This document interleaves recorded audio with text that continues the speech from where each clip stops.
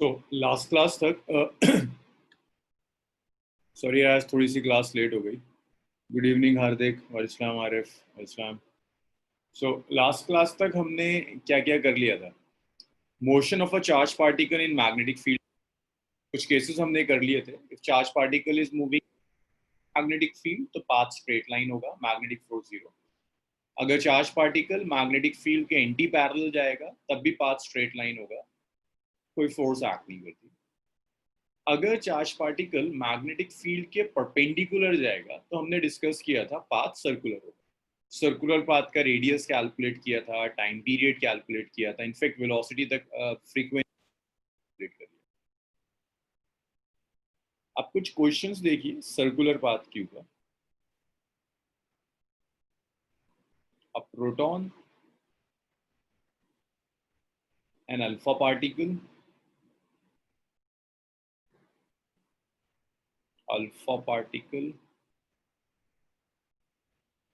and a deuteron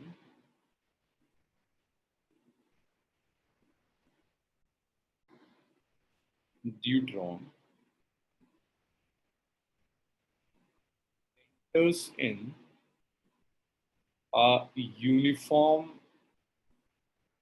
magnetic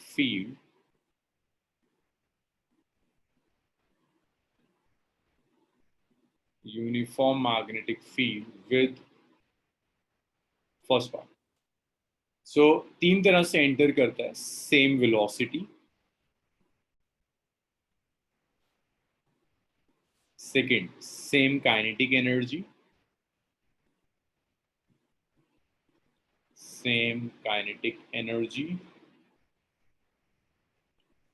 third accelerated through same potential difference,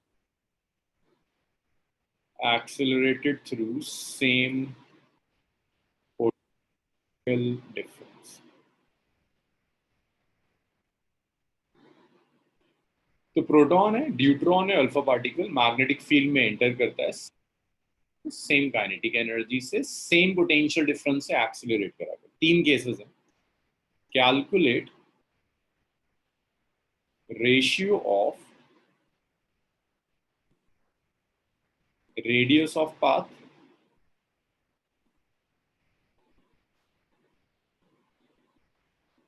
and time period.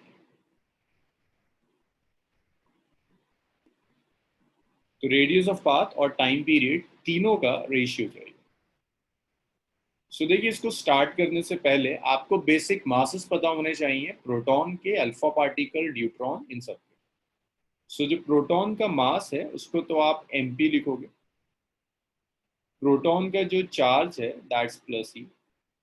जब आप deuteron लेंगे, deuteron proton के मास का double होता है। ड्यूट्रॉन के पास चार्ज उतना ही होता है जितना प्रोटॉन का। ड्यूट्रॉन बेसिकली ड्यूटीरियम जो आइसोटोप होता है हाइड्रोजन का, हाइड्रोजन के तीन आइसोटोप्स होते हैं, प्रोटियम, ड्यूटीरियम, ट्रिटियम। एक में एक प्रोटॉन होता है, प्रोटियम में। ड्यूटीरियम में एक प्रोटॉन एक न्यूट्रॉन होता है। ट्रिटियम में एक प्रोटॉन दो न्यूट्रॉन्स होंगे। तो ये एक प्रोटॉन और एक न्यूट्रॉन वाला है, 2mp चार्जेस प्लस।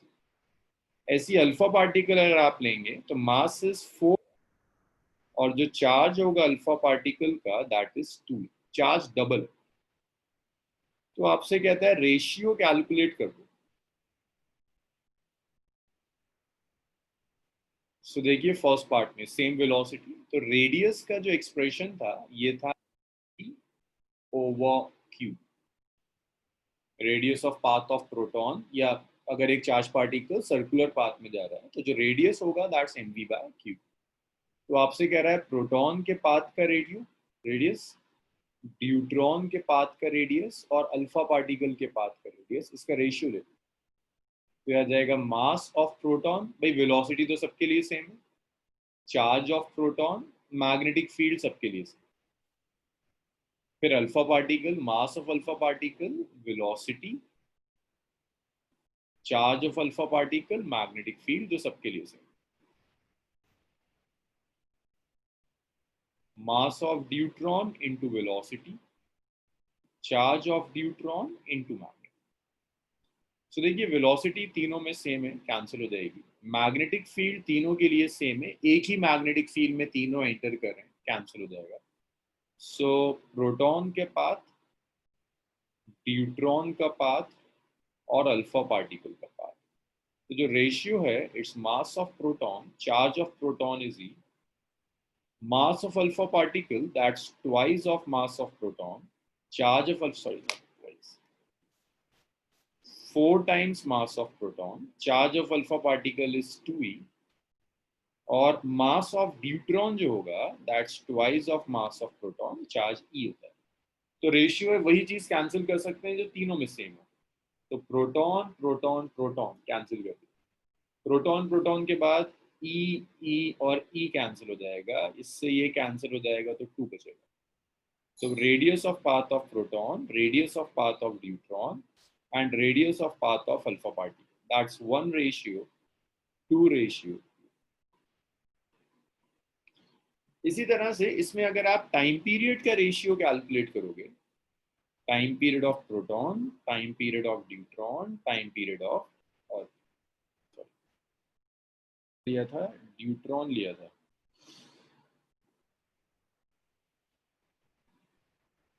सेकंड मैंने अल्फा पार्टिकल रख दिया, तो यहाँ पर अल्फा पार्टिकल और ये न्यूट्रॉन,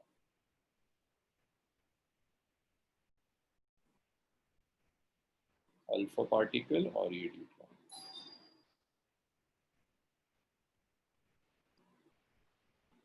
अल्फा पार्टिकल और ये।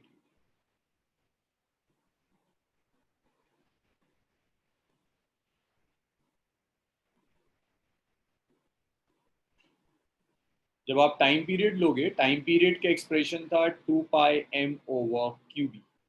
जरा यहाँ रेशियो लेकर दिखाओ मुझे, टाइम पीरियड का क्या रेशियो आ रहा है, कैलकुलेट कीजिए, बताइए मुझे रेशियो क्या आ रहा है। सेम आएगा, अच्छा चलो भाई जरा सब कैलकुलेट करो और बताओ मुझे क्या रेशियो आ रहा है। सेम आ रहा है,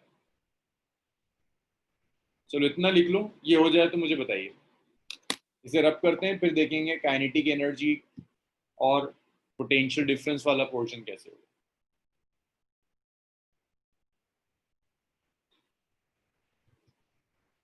सेम आ रहा है हार्दिक, चलो अच्छी बात है, सेम ही आएगा। इतना लिख लो यार सब, फिर देखते हैं चार्ज का कैसे कैलकुलेट करेंगे, काइनेटिक एनर्जी वाला केस कैसे आएगा।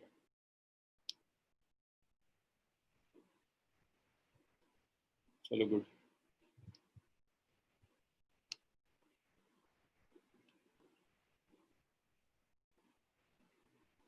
ओके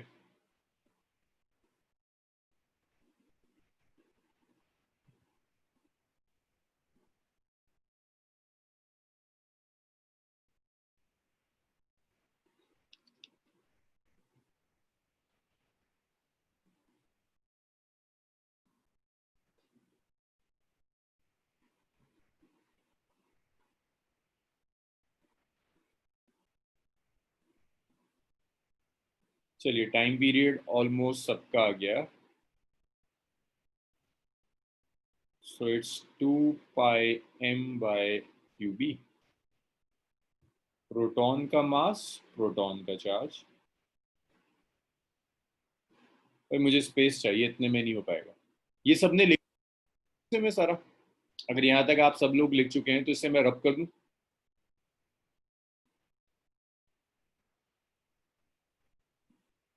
अरे भाई बताओ, रब कर दूं सब।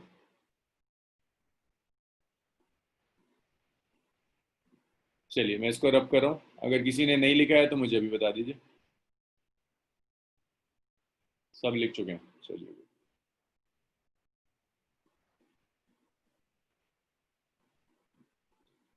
सो time period of proton, time period of alpha particle, time period of neutron.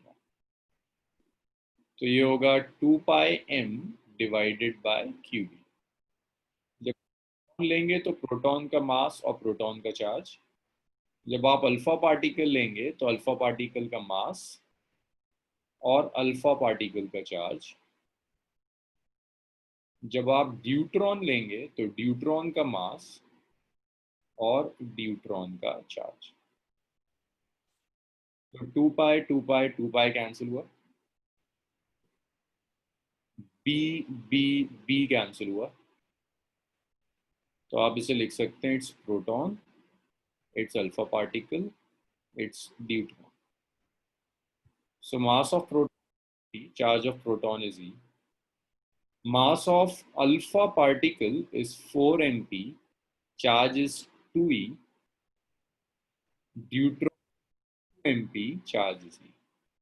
So mp mp और mp कैंसिल हुआ, e कैंसिल हो गया, 2 और ये 4. तो ये टाइम का रेशियो हो गया, टाइम पीरियड का, प्रोटॉन, अल्फा पार्टिकल और ड्यूट्रॉन. This is 1:2. तो रिजल्ट एग्जैक्टली वही आ रहा है जो बाकी में. मेरी वॉइस ब्रेक हो रही है? होनी तो नहीं चाहिए.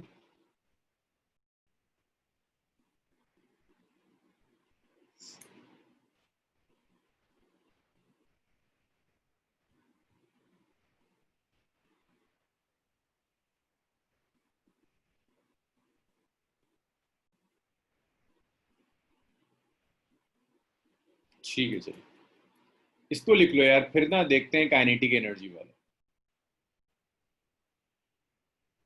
अच्छा, काइनेटिक एनर्जी वाला देखते हैं, इतना लिख लीजिए. इतना लिख लो और मुझे बताओ, इतना हो जाए.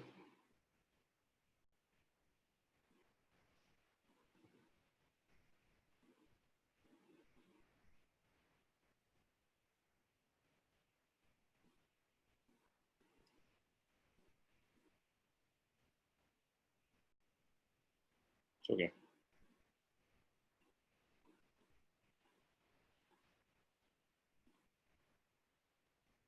चलिए इसे रब करते हैं.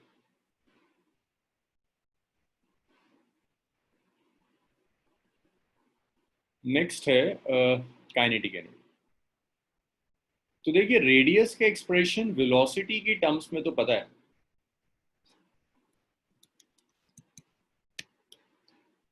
हाँ दरक्षा.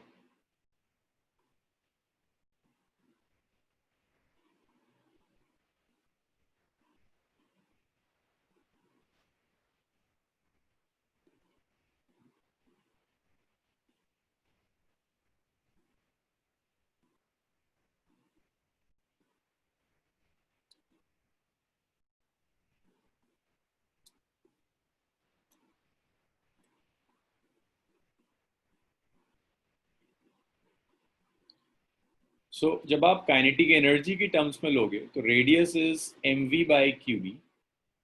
अब v की जगह काइनेटिक एनर्जी इंक्लूड करना होगा, तो देखो आसान सा काम है. काइनेटिक एनर्जी होता है हाफ mv². v आ गया twice of kinetic energy divided bye m, और रूट आ जाएगा. हाँ मोमिना, शायद सही है आपका, एक बार चेक कर लेते हैं.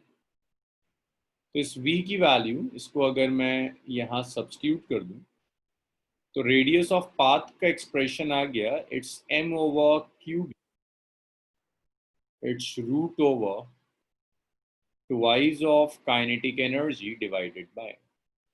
इस रूट से m को कैंसिल कर दीजिए. It's root m, it's root over twice of kinetic energy divided by q B. Radius आता है twice of mass into kinetic energy divided by QB. तो it's root over twice of mass into kinetic energy divided by q B. आप ratio लीजिए. Ratio of radius of proton, radius of path of deuteron, ये alpha particle कर देता है, और deuteron करते हैं. इसी ऑर्डर में हमने इससे पहले भी कैलकुलेट किया था, यही ऑर्डर मेंटेन रखते.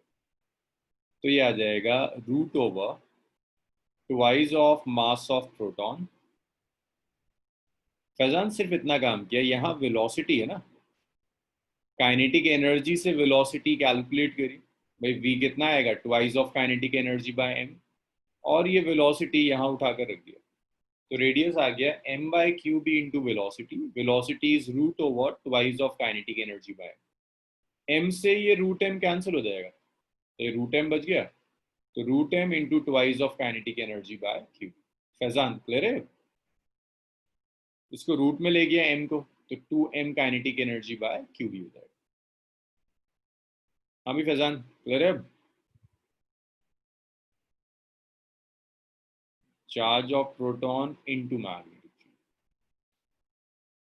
अब अल्फा पार्टिकल के लिए रख दीजिए twice of mass of alpha particle into kinetic energy divided by charge of alpha particle into magnetic. Next हो गया root over twice of mass of deuteron multiplied by kinetic energy divided by charge of neutron into magnetic। So kinetic energy cancel हो गया, 2 2 2 cancel हो जाएगा, magnetic field तीनों में cancel हो जाएगी। तो radius of path of proton, alpha particle और ड्यूट्रॉन ये आ जाएगा root over mp divided by qp, qp is e root over m alpha, it's 4mp divided by 2 m2, 2mp charge of deuteron जो होगा it's e। सो भाई देखिए mp mp mp cancel हुआ, e e e cancel हो गया, ये √4 2 हो जाएगा, 2 से 2 कैंसिल कर दें। तो radius of path of proton, radius of path of alpha particle और radius of path of deuteron ये आ जाएगा 1:2/2 रेशियो √2, कैंसिल हो गया, 1 हो गया। तो प्रोटॉन ड्यूट्रॉन और अल्फा पार्टिकल के पाथ के रेडियस का जो रेशियो है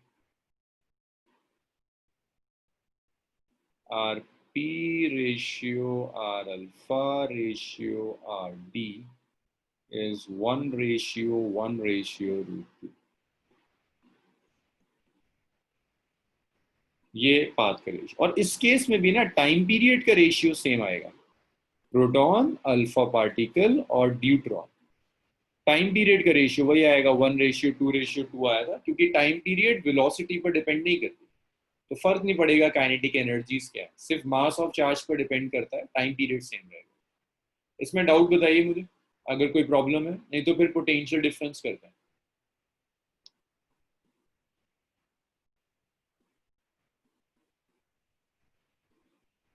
तो डाउट्स है इसमें?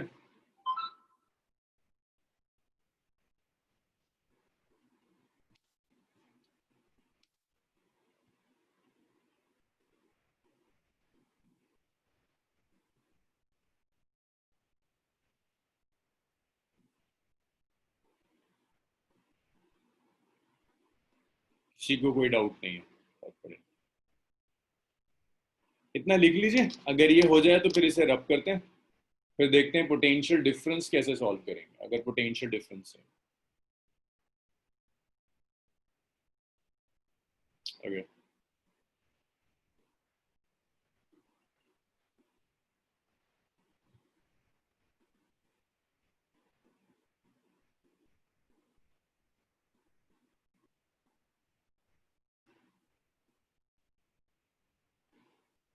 चलिए मैं इसे रब कर रहा हूँ, थर्ड पार्ट करते हैं। थर्ड पार्ट में वो कह रहा है सबके लिए पोटेंशियल डिफरेंस सेम है। तो देखिए आपको काइनेटिक एनर्जी को पोटेंशियल डिफरेंस की टर्म्स में लिखना होगा, दैट्स पार्ट 3। तो जो रेडियस का एक्सप्रेशन है ना कि radius is integral of twice of mass into kinetic energy divided bye q multiplied by b, इसमें आपको सिर्फ इतना करना होगा कि काइनेटिक एनर्जी को पोटेंशियल डिफरेंस की टर्म्स में लिख दो। तो सिंपल सा रिलेशन होता है, kinetic energy is charge multiplied by potential difference, ये पोटेंशियल डिफरेंस है। ये एक्सप्रेशन आता है इलेक्ट्रोस्टैट से, इलेक्ट्रोस्टैट में लिखते हैं ना ए से बी तक ले जाने में चार्ज को वर्क डन होगा potential at B minus potential at A. तो ये जो VB माइनस VA है, उस VB माइनस VA को V कह रहे हैं। तो काइनेटिक एनर्जी आ गई charge multiplied by potential difference V, that's kinetic energy का expression. So radius of path होगा 2m/qv डिवाइडेड बाय q। सो ये q इस q को कैंसिल कर देगा, तो रेडियस सिर्फ बच जाएगा 1/b root over 2mv divided by root q. देखिए रूट क्यू है ना, रूट क्यू से क्यू कैंसिल होगा तो रूट क्यू आ जाएगा। ये रेडियस का एक्सप्रेशन आ गया। अब आपका काम सिर्फ इतना है कि किसी तरह से इस रेडियस का रेशियो ले लीजिए। अब हर केस में पोटेंशियल डिफरेंस सेम।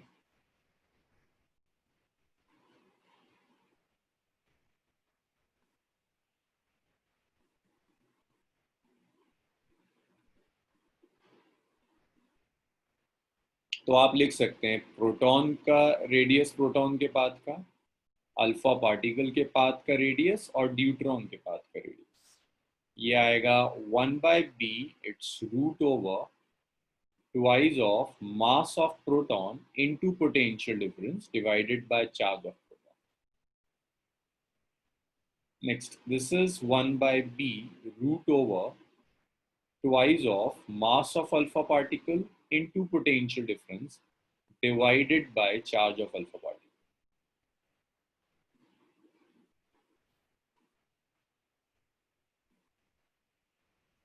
तीसरा है it's 1/b root over twice of mass of deuteron potential difference divided by charge of deuteron. तो जब आप यहाँ सॉल्व करेंगे, देखिए v v v कैंसिल हो गया, b b b कैंसिल हुआ, ये 2 वाली टर्म कैंसिल हो जाएगी। सो ये जो बचेगा radius of path of proton, alpha particle और deuteron. It's root over proton के मास को तो एमपी कहते हैं, चार्ज ई हो गया। अल्फा पार्टिकल जब आप लेंगे 4mp इट्स 2e। ड्यूट्रॉन पर 2mp और चार्ज ई हो जाएगा। सो mp mp mp कैंसिल हुआ, ई ई ई कैंसिल हो गया, ये √2 बच जाएगा। तो ये आ गया 1:√2 रेशियो। टाइम पीरियड का रेशियो वही आएगा जो फर्स्ट पार्ट में आया। इतना लिखिए और मुझे बताइए बेसिक्स न्यूमेरिकल में कोई प्रॉब्लम किसी को?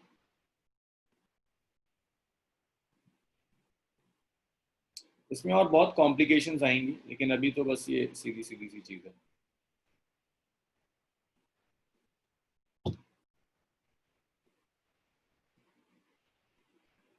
भाई अगर इतना हो गया इसको रब कर दें।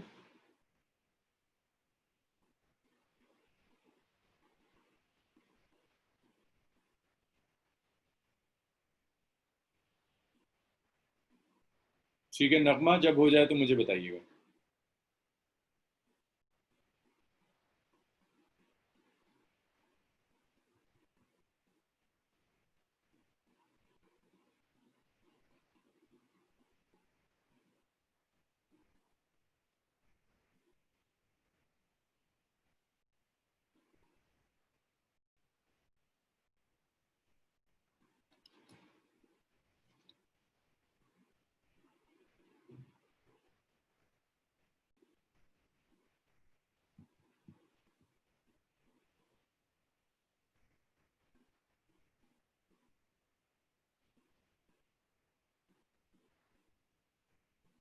अब इसके बाद जल्दी से एक केस और देखो।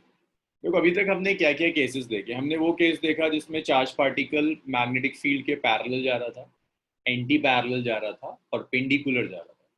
लेकिन अगर किसी जनरल एंगल थीटा पर जाए जो ना 0 हो, ना 180 हो, ना 90 हो, तो पाथ कैसा होगा?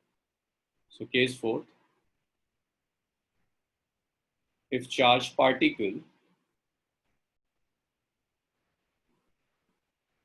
charge particle is moving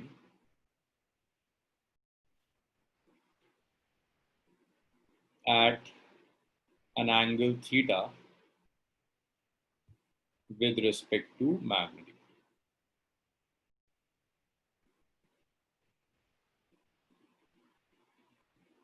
अब भाई ये थीटा न तो 0 है, थीटा न तो 180 है, और थीटा ना 90। इसके अलावा कुछ भी हो सकता है, इन तीनों में से कोई एंगल नहीं, क्योंकि ये तो ऑलरेडी स्पेशल केसेस हम कर चुके हैं। सो इससे एक्स एक्सिस मानते हैं, it's Y axis,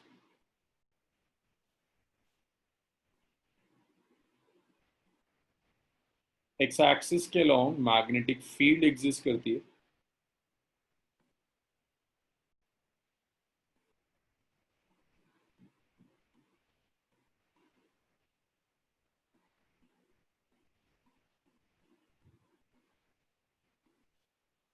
this is the strength of magnetic along X axis.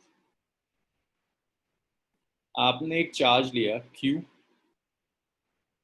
और इस चार्ज Q को कुछ ऐसे प्रोजेक्ट कर दिया, this is velocity v at an angle theta with the magnet. तो ऐसे केसेस में आप क्या करोगे, चार्ज की वेलोसिटी के कंपोनेंट्स लो, एक v पैरेलल कंपोनेंट लो which is v cos theta. Parallel component means component of velocity parallel to magnetic field. एक v परपेंडिकुलर कंपोनेंट लो जिसे v sin थीटा कहते हैं। So this is component of velocity perpendicular to magnet. तो ये velocity का component है जो magnetic field के perpendicular है। So V parallel is component of velocity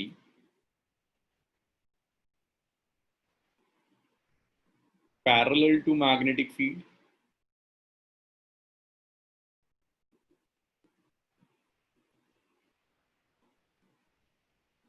और ये जो V perpendicular है, that's component of velocity perpendicular to magnetic field।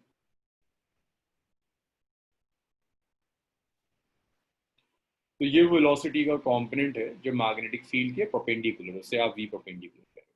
हम V पैरेलल के लिए अलग से पाथ देखेंगे, V परपेंडिकुलर के लिए पाथ अलग से ऑब्जर्व करेंगे। सो पाथ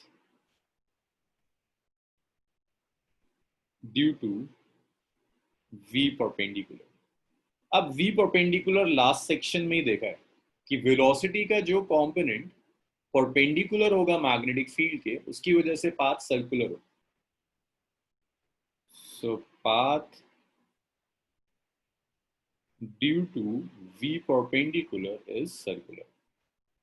अब बिल्कुल वही स्टेप्स जो आपने लास्ट सेक्शन में करे थे वो सब मुझे रिपीट करने, वो सारे स्टेप्स जो आपने लास्ट सेक्शन में पढ़े थे वो सारे स्टेप्स यहाँ रिपीट करने।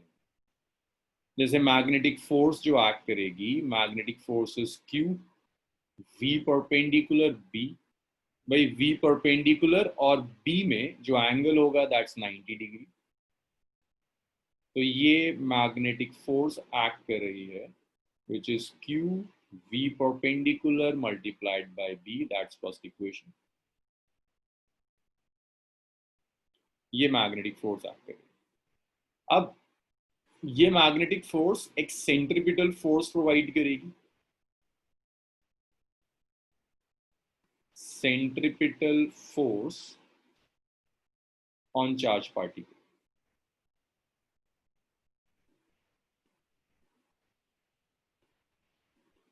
सो चार्ज पार्टिकल के ऊपर जो सेंट्रीपिटल फोर्स एक्ट करेगी, that centripetal force is mv square by r, that second equation. Obviously centripetal force magnetic force से आएगी, तो आप सेंट्रीपिटल फोर्स को मैग्नेटिक फोर्स से इक्वेट कर सकते हैं। एग्जैक्टली वो सारे steps as it is repeat कर रहा हूँ जैसे हमने परपेंडिकुलर वाले केस में किया था, when charge particle is perpendicular to magnet. तो ये स्क्वायर से v कैंसिल हो गया, ये रेडियस आ गया। So radius is mv perpendicular divided by qb, that is equation. इसी तरह से टाइम पीरियड भी कैलकुलेट कर सकते हैं, इतना लिख लीजिए। किसी को अगर कहीं कोई डाउट है, हालांकि मैंने जस्ट पूरा सेक्शन रिपीट कर दिया है, केस 3 पूरा रिपीट करा है इसमें, तो मुझे बताइए अगर कोई डाउट हो किसी को, नहीं तो जल्दी नोट करो इसे, फिर देखते हैं V पैरेलल की वजह से क्या होगा, कंबाइंड पाथ कैसा होगा।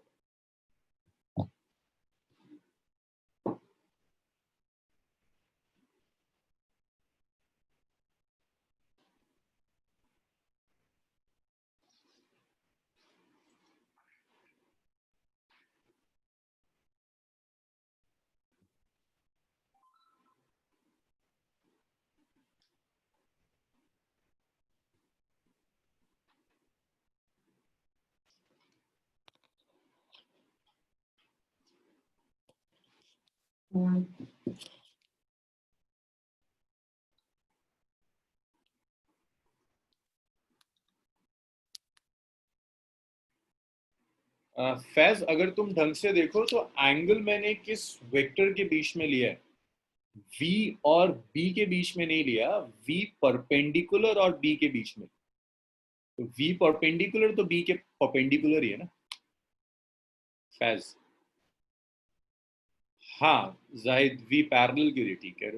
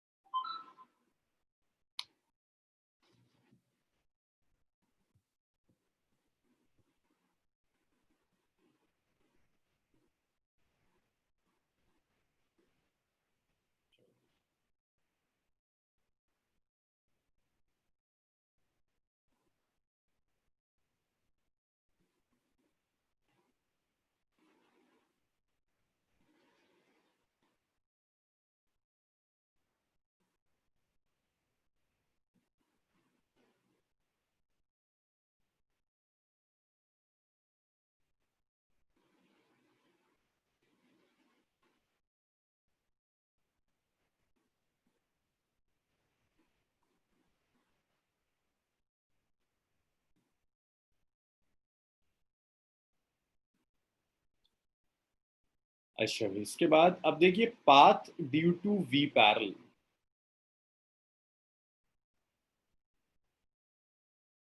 देखिए v पैरेलल की वजह से मैग्नेटिक फोर्स तो जीरो होगी, it's Q v parallel, magnetic field sine zero, कोई फोर्स एक्ट नहीं कर रही, तो path will be straight line. तो v पैरेलल की वजह से path will be straight line.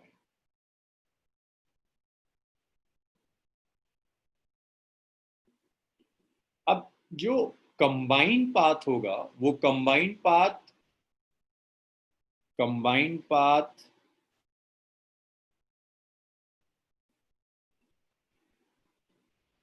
Circle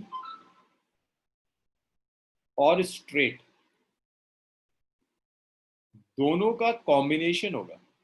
circle और स्ट्रेट का जब आप कॉम्बिनेशन लेते हो तो पाथ हेलिकल आता है।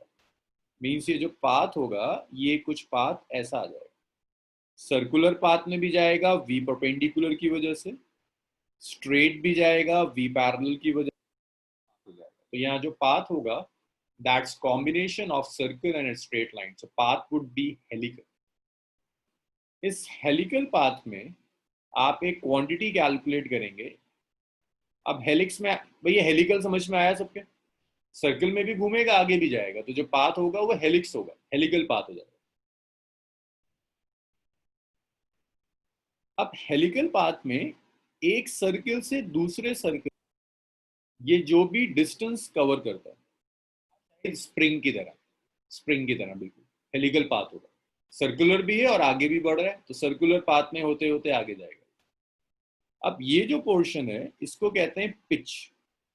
ये जो डिस्टेंस कवर करेगा ना एक सर्कल से दूसरे सर्कल तक, इस डिस्टेंस को पिच कहते हैं। तो हेलिकल पाथ में वो आपसे कहता है पिच कैलकुलेट कीजिए। तो पिच का मतलब है कि जब ने एक सर्कल कंप्लीट किया, तो एक सर्कल कंप्लीट करने के बाद जितना आगे बढ़ गया, हेलिकल है ना, सर्कल कंप्लीट कर कर अपनी जगह तो नहीं आएगा। अगर ऐसे सर्कल कंप्लीट किया तो सर्कल कंप्लीट कर कर ये आगे बढ़ता जा रहा है। तो एक सर्कल कंप्लीट करने के बाद जितना आगे बढ़ गया that is pitch. So pitch को ऐसे लिख सकते हैं that pitch is horizontal distance covered in time capital T। हाँ खदीजा, कुछ कुछ तो कैपिटल टी टाइम में जो भी हॉरिजॉन्टल डिस्टेंस कवर करेगा दैट इज पिच। अच्छा मुझे बता सकते हो पिच किस स्पीड से ट्रैवल करेगा, वी परपेंडिकुलर या वी पैरेलल? हॉरिजॉन्टल है।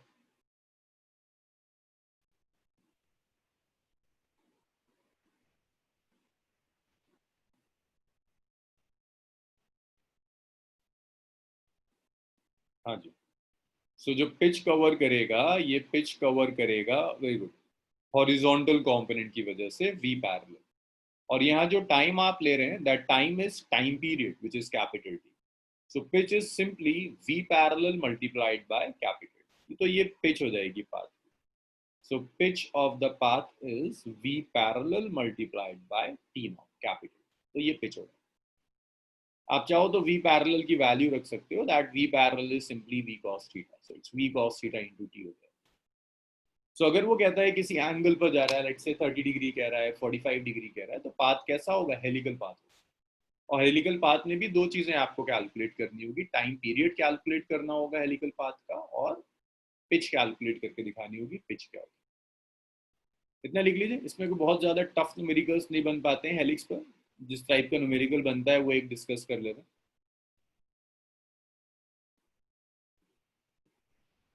हार्दिक, क्या कौन सा पोर्शन रिपीट करना है?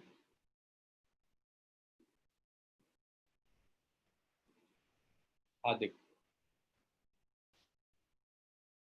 देखिए हार्दिक, यहाँ पाथ सर्कुलर भी होगा, वी परपेंडिकुलर की वजह से, हॉरिजॉन्टल भी होगा। तो ये सर्कल में भी घूमेगा और आगे भी जाएगा, इस तरह का पाथ आएगा। इस तरह के पाथ को हेलिक्स कहते हैं। जैसे स्प्रिंग होती है, हेलिकल पाथ होता है। अगर स्प्रिंग वाले पाथ पे कोई घूम, कहोगे हेलिकल पाथ में जाएगा।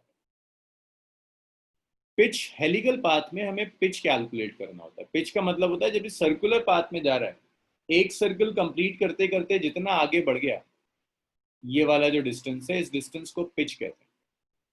अब डिस्टेंस का सिंपल, अब ये पिच कवर करने में कितना टाइम लगेगा? जितना टाइम एक सर्कल में लगता है। तो पिच कवर करने में एक टाइम लगा, that time is equal to time period. Capital T means time period, जो हमने पहले कैलकुलेट किया।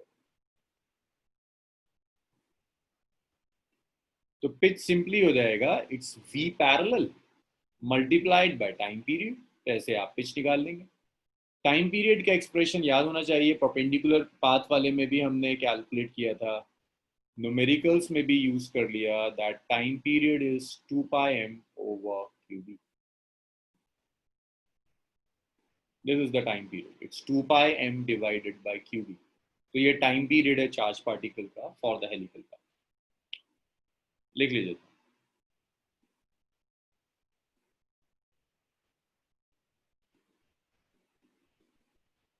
और किसी का कोई डाउट इसमें? हार्दिक, नीतीश, आशीष, जुहा, फैजान, कहीं कोई डाउट? दरक्षा,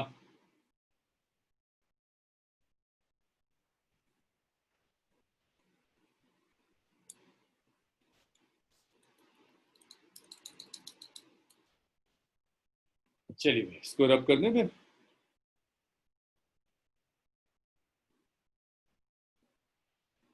सनौल, ऐसी कोई एक मैक्सिमम वैल्यू नहीं आएगी यहाँ। डिपेंड करता है, जैसे जैसे आप वी पैरेलल बढ़ाते चले जाइए, पाथ मैक्सिमम होता चला जाएगा। जी, T time period, circle complete करने में जो टाइम लगता है, दैट्स टाइम पीरियड।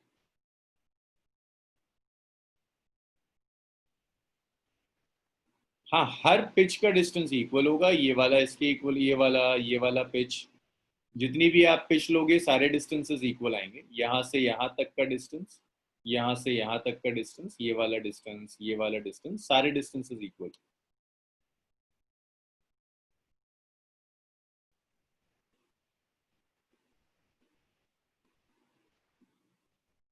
अगर एंगल 89 डिग्री हो, तो भाई एंगल अगर 89 डिग्री है, तो वी पैरेलल की जो वैल्यू होगी तो बहुत ही कम चली जाएगी, पिच बहुत कम वैल्यू होगी। मतलब ऐसा हो जाएगा, बढ़ेगा तो आगे, लेकिन बहुत ही कम बढ़ेगा, क्योंकि वी पैरेलल जीरो तो नहीं होगा। 89 डिग्री में भी कॉस 89 जीरो नहीं होता, वी पैरेलल बहुत कम होता है।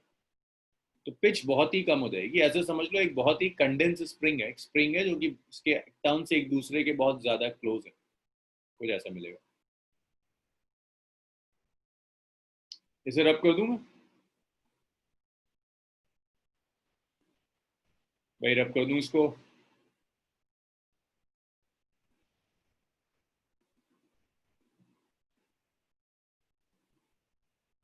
अच्छा, तो अभी ये चार केसेस आपको बिल्कुल टिप्स पर होने चाहिए। पैरेलल और anti parallel path straight line, perpendicular path circular, किसी और एंगल पर गया तो पाथ हेलिकल हो जाएगा। चलिए मैं इसको रब कर देता है।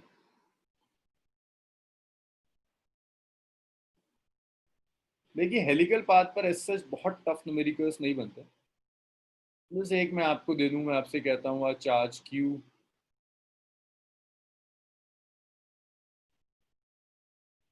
is moving with velocity of 10 meter per second, और Q की भी वैल्यू रख देते हैं, let's say 2 coulomb, 30 degree with magnetic field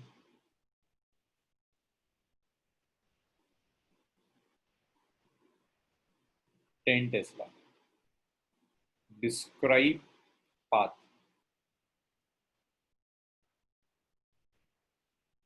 सो यहाँ पर पाथ डिस्क्राइब करने का मतलब है कि हेलिकल पाथ होगा, मतलब देखकर पता चल रहा है आपको एंगल 0, 180 और 90 के अलावा कुछ और है, तो पहले तो आप ये लिख दो कि पाथ हेलिकल होगा।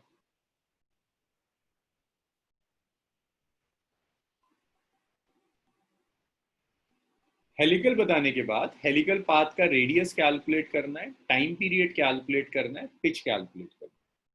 तो सबसे पहले वी पैरेलल कैलकुलेट करके रख लो। वी पैरेलल होता है वी कॉस 30। सो वी हो गया 10, कॉस 30 होता है √3/2, तो ये कैंसिल हो गया, तो वी पैरेलल आ गया, it's 5√3 metre.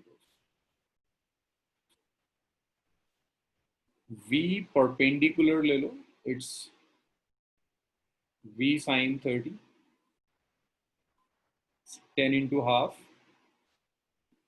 Which is 5 metre per second. Helical आ गया, वी पैरेलल वी परपेंडिकुलर, मतलब एक एक कर कैलकुलेट करते चले जाओ। रेडियस ऑफ पाथ हो जाएगा M V perpendicular by Q V. Mass नहीं दिया था मैंने, मास 10 ग्राम ले लीजिए। वी परपेंडिकुलर यूज कीजिएगा 5। टाइम पीरियड ले लीजिए 2πm/क्यूबी, और पिच कैलकुलेट कर दिखा दीजिएगा, which is V parallel multiplied by. इतना लिख लीजिए, कैलकुलेशंस तो बाद में कीजिएगा, मैं ये अभी क्लास में नहीं करा रहा। नंबर्स रखने हैं, आप लोग रख लोगे। इतना लिखिए, इसमें कोई प्रॉब्लम है तो बताइए।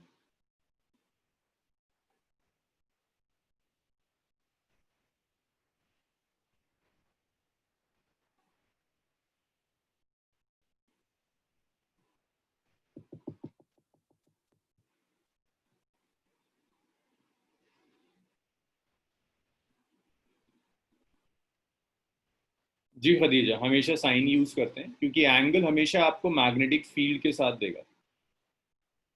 बस ये देख लेना, एंगल मैग्नेटिक फील्ड के साथ होना चाहिए। मैग्नेटिक फील्ड के साथ दिया है तो वी पैरेलल में कॉस आएगा, वी परपेंडिकुलर में साइन।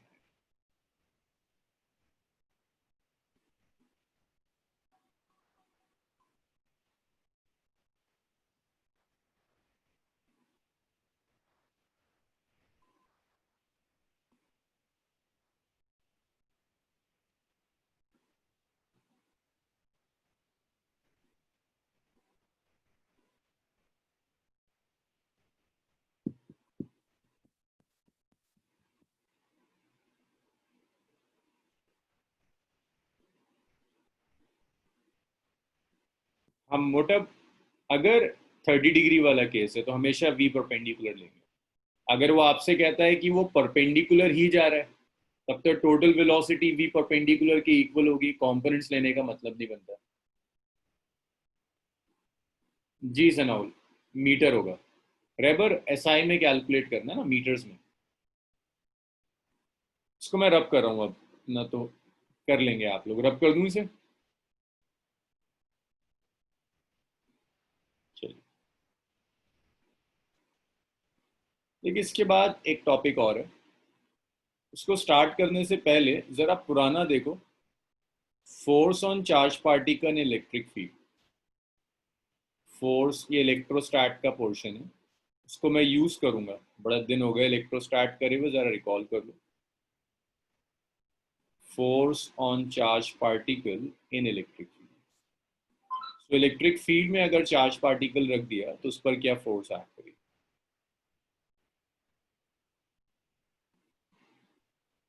सो ये फील्ड है।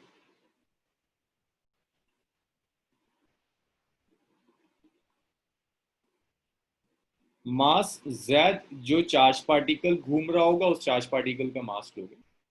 जो भी चार्ज मूव कर रहा है सर्कुलर ट्रैक पर, आप उस चार्ज का मास लेंगे। सो एक चार्ज है प्लस क्यू, इसको ई इलेक्ट्रिक फील्ड में रख दिया तो इसके ऊपर एक इलेक्ट्रिक फोर्स एक्ट कर रही होगी which is plus Q.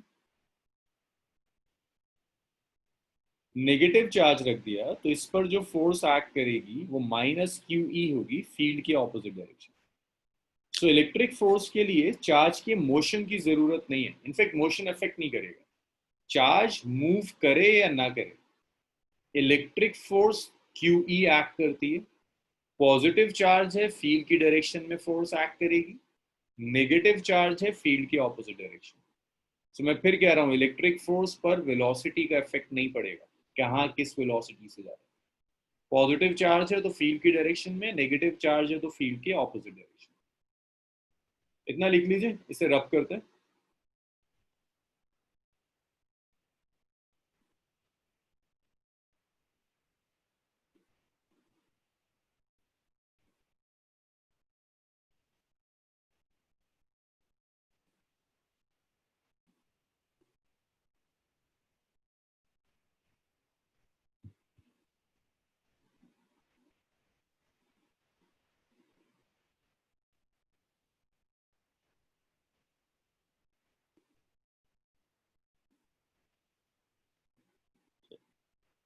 Next topic है लॉरेंट्ज फोर्स।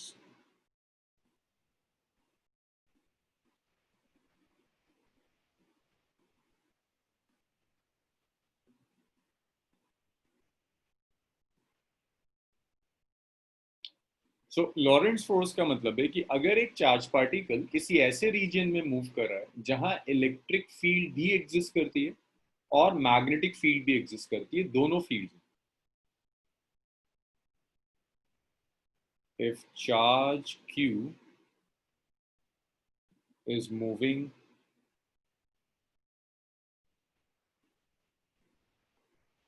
in a region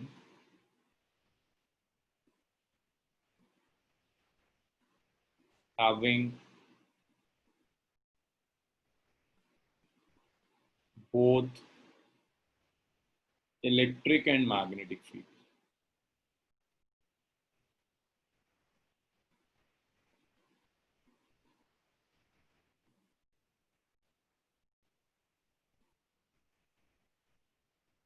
अगर चार्ज पार्टिकल किसी ऐसे रीजन में मूव कर रहा है जहां इलेक्ट्रिक फील्ड भी है और मैग्नेटिक फील्ड भी, तो ये दोनों फोर्स एक्सपीरियंस करेगा। तो जो फोर्स होगी चार्ज पार्टिकल पर वो इलेक्ट्रिक फोर्स भी होगी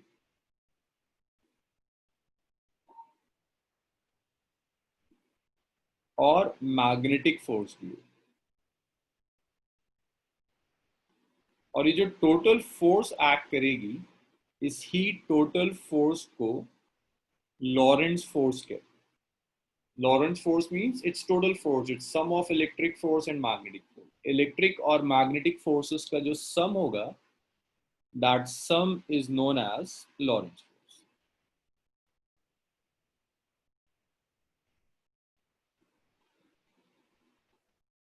एफ लॉरेंट्ज।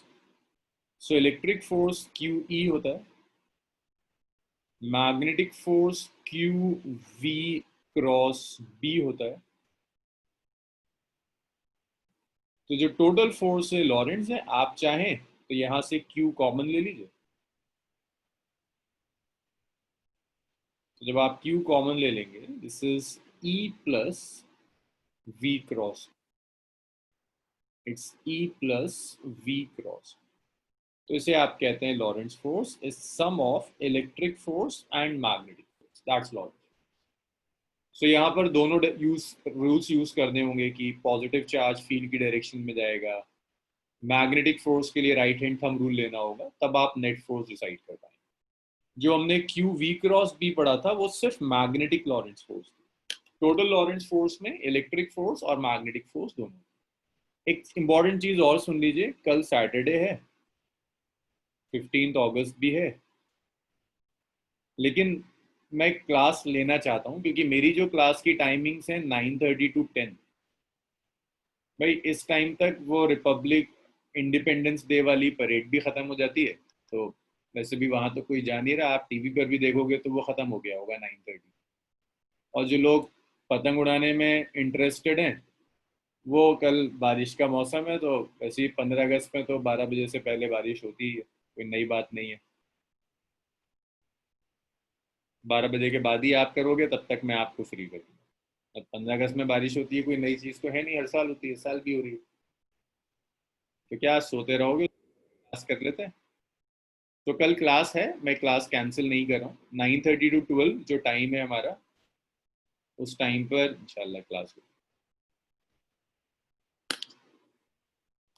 चलिए, और इस पे कुछ न्यूमेरिकल्स, कुछ कॉन्सेप्ट्स कल करेंगे। हाँ सनाउल, हुई थी बारिश। अब आप केमिस्ट्री तो यार इम्तिसाज सर से पूछना, वजाहत में नहीं कर सकता, मेरी 12 से फिर और क्लासेस होती हैं, चीज़ें पैक्ड हो जाती हैं। हालांकि क्लास हम छोड़ सकते हैं, उसमें कोई हर्ज नहीं है, 3 लेक्चर्स होने चाहिए, स्टैंडर्ड 5 हो रहे हैं, लेकिन कोई बात नहीं, थोड़ा जल्दी खिंच जाएगा, आपके लिए अच्छा है, आपको रिवीजन का टाइम मिल जाएगा। अच्छा, sorry sorry sorry sorry sorry sorry, गलत लिख दिया मैंने, मेरी तो 10:30 से होती है। अजी 10:30 to 12, 10:30 टाइपिंग है।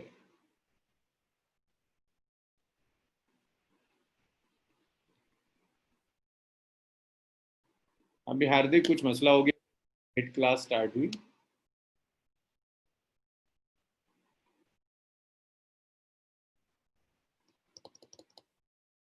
चलिए आज इसे यहीं छोड़ते हैं।